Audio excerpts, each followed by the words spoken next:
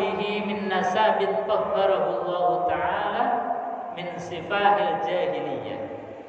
Awrada Zainul Iraqi yuwaridahu fi mauridil hani warwa.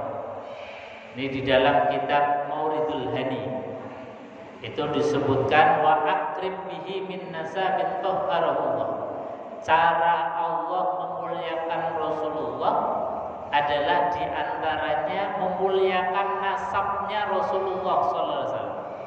Dari mulai bapak ibunya, kakek neneknya, buyut-buyutnya, sampai dengan Nabiullah Adam alaihissalatu wassalam, itu tarakus sifah falam yusibhum aruhu min adami wa ila abihi wa ummihi. Tidak ada satupun nasab Rasulullah SAW yang pernah melakukan perbuatan sifah atau perbuatan zina. Nah, ini cara Allah di dalam muliakan baginda Rasulullah Sallallahu Alaihi Wasallam.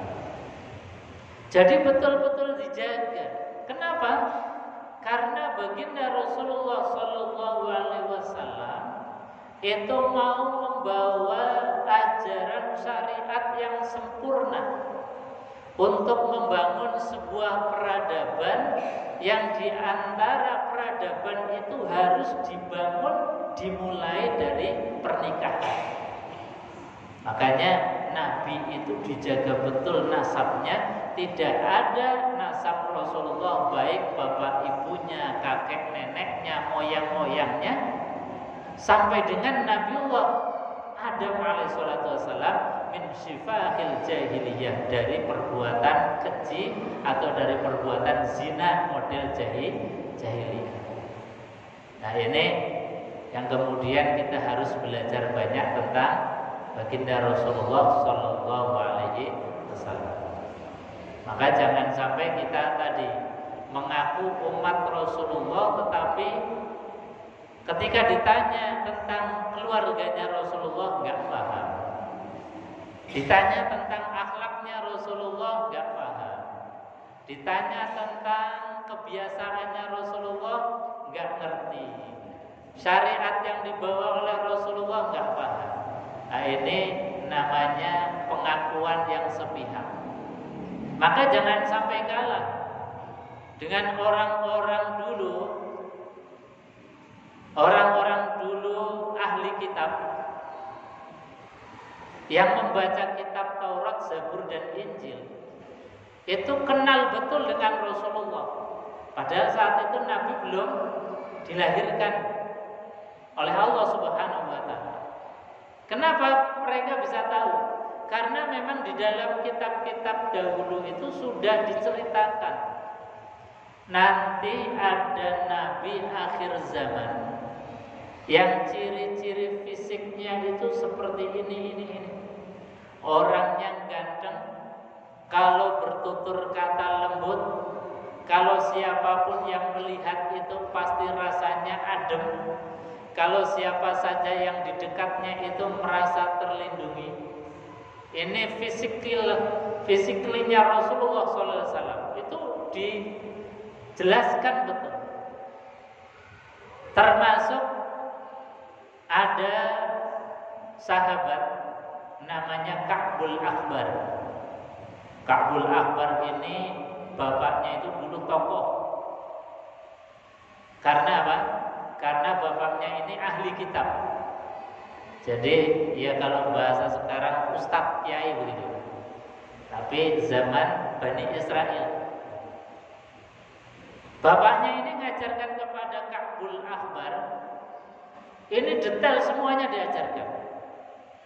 Tapi ada satu lempiran yang tidak diajarkan kepada Ka'bul Ahbar. Setelah bapaknya ini kemudian meninggal dunia, Ka'bul Ahbar ini membuka satu peti yang disimpan di dalam kamar beliau. Ketika dibuka, ternyata lembaran yang belum diajarkan itu adalah isinya tentang kabar Nabi akhir zaman. Di antaranya disampaikan di situ Nabi akhir zaman mauliduhu bi Makkah wa hijratuhu bil Madinah wa sultanuhu bisyam. Nah ini disimpan, nggak diajarkan. Ka'bul Ahbar baru tahu setelah bapaknya meninggal dunia.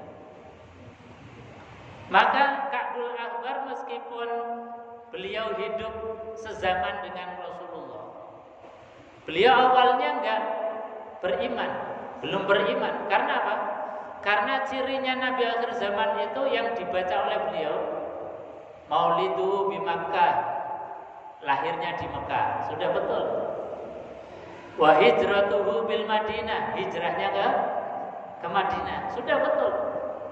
Tapi ada satu ciri yang belum dilihat oleh beliau, yaitu apa? Wa sultanuhu bisyam. Kekuasaan Islam itu sampai ke Syam, ke negeri Palestina. Zaman Nabi Sugeng itu Islam belum sampai sana.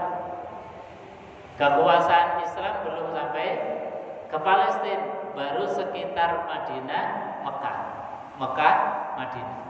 Makanya Ka'bul Ahbar ini belum masuk Islam. Baru setelah di zaman Umar bin Khattab, baru Ka'bul Ahbar ini masuk Islam. Karena apa? Di zaman Umar bin Khattab menaklukkan kota Syam, sehingga apa? Wa sultanuhu bisyam, bahwa kekuasaan Islam itu sudah sampai ke Syam. Akhirnya apa?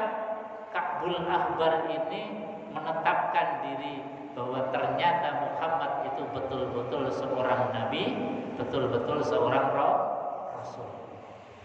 Makanya dalam kitab-kitab terdahulu itu sudah diceritakan fisiklinya Rasulullah luar biasa. Apalagi tentang akhlaknya Rasulullah SAW. Sampai-sampai mereka itu nunggu-nunggu kedatangan Nabi akhir zaman, manusia paripurna, itu ditunggu-tunggu oleh mereka. Makanya kenalnya mereka itu digambarkan di dalam Al-Quran. Alladzina atainahumul kitab ya'rifunahu kama ya'rifuna abna'ahum. Kata Al-Quran, alladzina, yaitu orang-orang, atainahum, yang telah kami berikan kepada mereka Alkitab, yaitu kitab-kitab, kitab Zabur, Taurat, dan kitab Injil. Kitab Zabur diturunkan kepada Nabi siapa? Nabi Daud. Taurat diturunkan kepada Nabi Musa. Injil diturunkan kepada Nabi Isa. Orang yang mereka diberikan oleh Allah Alkitab, ya'rifunahu, mereka mengenal dia Nabi Muhammad sallallahu alaihi wasallam. Padahal saat itu Kanjeng Nabi belum lahir, tapi mereka sudah kenal. Bahkan kenalnya itu digambarkan oleh Al-Quran, kama ya'rifuna abna'ahum. Mereka mengenal Nabi Muhammad seperti mengenal anaknya sendiri. Kira-kira detail nopo detail banget. Panjenengan gadah putra, itu detail nopo detail banget masalah anak kita. Pasti detail banget. Anak kita biasanya bangun berapa paham, suka makannya apa kita tahu, biasa temannya siapa tahu, karakternya anak tahu. Anak yang pertama, oh biasanya senengnya hobinya bal-balan, yang satunya hobinya badminton, tahu sebagai orang. Nah, mereka orang-orang dahulu ya'rifunahu kama ya'rifuna abnahum, mengenal Rasulullah, mengenal Muhammad seperti mengenal anaknya sendiri, saking detail. Makanya mereka itu nunggu-nunggu kedatangan Nabi akhir zaman. Nah, jangan sampai kemudian kita yang mengaku umat Rasulullah kalah kenal dengan mereka. Mereka saja kenal dengan Nabi Muhammad sangat dekat. Jadi dekat banget. Hadirin jemaah dengan Allah Subhanahu wa taala. Maka sore hari ini saya hanya ingin mencuplik sedikit tentang sifat akhlak mulianya Rasulullah sallallahu alaihi wasallam. Nabi sallallahu alaihi wasallam itu adalah manusia yang paling dermawan. Manusia yang paling dermawan. Dermawannya Rasulullah sallallahu alaihi wasallam ini luar biasa. Di antaranya Nabi sallallahu alaihi wasallam itu ketika dalam keadaan lapar, dalam keadaan haus, itu beliau masih mendahulukan orang lain. Sahabat disuruh untuk memakan dulu. Beliau cukup perutnya diganjel dengan batu. Ini dermawannya beliau baginda Rasulullah Shallallahu Alaihi Wasallam. Jadi punya sifat nggak tegaan. Makanya digambarkan oleh Allah di dalam Al-Quran, baginda Rasulullah Shallallahu Alaihi Wasallam itu punya sifat harisun alaikum bil mu'minin raufur rahim. Harisun itu artinya orang yang nggak tegaan. Saking gak tegaannya baginda Rasulullah SAW, ketika ada manusia, ada makhluk yang dicipta oleh Allah, dikasih rizki tiap hari oleh Allah, kok sampai gak kenal dengan Allah yang menciptakannya. Ini Kanjeng Nabi nelongso banget. Saking telongsone Kanjeng Nabi, rasanya kok nggak tega melihat ada orang nggak kenal dengan Tuhan. Sampai kemudian beliau bertahanus ke Gua Hira, minta petunjuk caranya bagaimana dandani masyarakat yang nggak kenal dengan Tuhan. Ini saking punya sifat haris, nggak tega.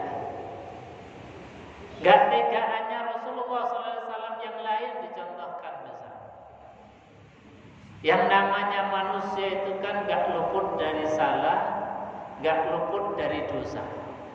Apalagi kita baru bangun tidur, buka mata, sudah lihat HP. Kadang-kadang yang dilihat perkara-perkara yang ghibah. Ada curhatan orang, ada orang cerita tentang aibnya orang lain. Baru buka mata, kita buka HP, sudah banyak dosa. Jadi baru bangun tidur itu kita sudah numpuk dosa. Tapi Kanjeng Nabi Muhammad SAW itu pasang badan untuk kita. Beliau nggak ikut dosa, tapi berusaha agar kita ini, andai kata kita berdosa, dosanya diampuni oleh Allah. Saking apiane Kanjeng Nabi. Nah, itulah yang disebut sebagai syafaat, pertolongan dari baginda Rasulullah Shallallahu Alaihi Wasallam. Dan